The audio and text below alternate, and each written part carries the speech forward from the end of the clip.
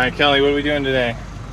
Today we are going around the town of Miguel, and we're going to go to a mission that apparently was built in the 1700s. It's one of the second oldest missions in the area. We're going to explore the town, get some lunch. We made two friends, fellow overlanders, that are from France, which is pretty far from home. And we're going to kind of explore the town together. And then I think they're going to hit the road, and we're going to stay here one more night. Awesome. Interesting.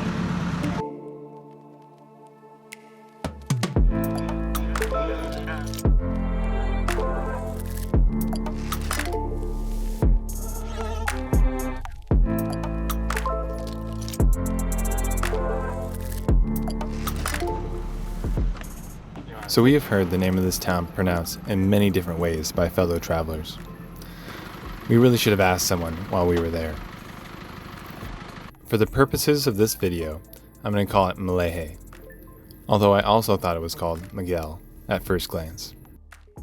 This town was our first non-touristy town that we have stopped at. It of course has some touristy things, but this town has deep roots in history long before the first camper van passed through these roads.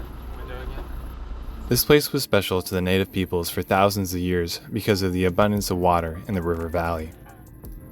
But the native peoples weren't the only ones fond of this land. In 1702, Catholic Jesuit father John Maria identified it as a place for a mission. But the construction of the building you see here didn't start until 1752. There are 17 other missions on the peninsula.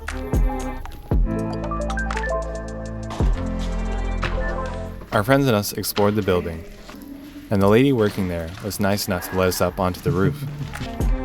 Turn around.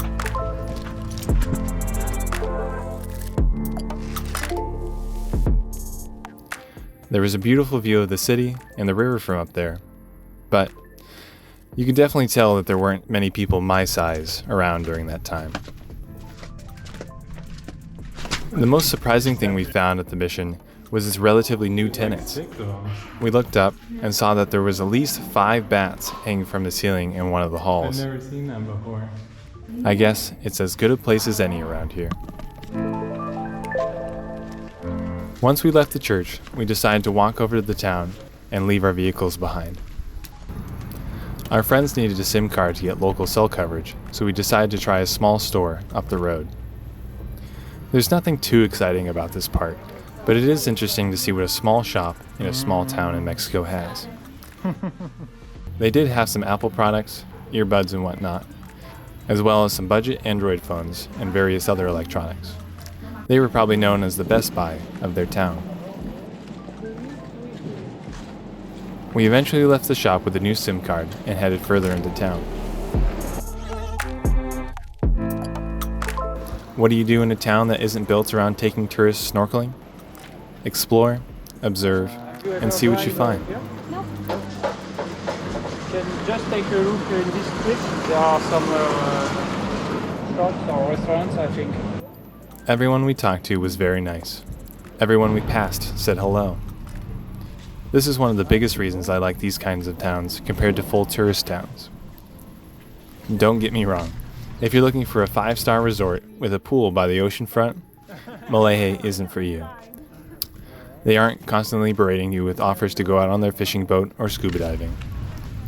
People in tourist town make their money from visitors, but the people in these places have their own lives outside the hustle and bustle of tourism. This particular trip is about seeing that life, that culture. We will come back for the 5-star resorts another day. As we continued on, it started to get hot, and we were getting ready to turn back when we noticed a local playground.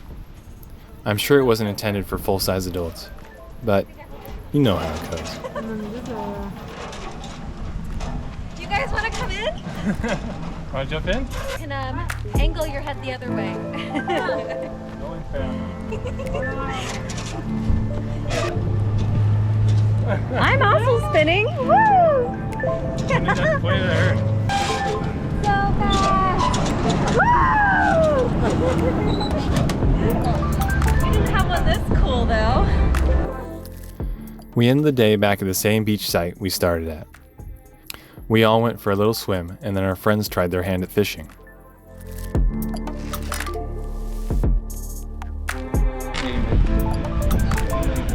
Okay.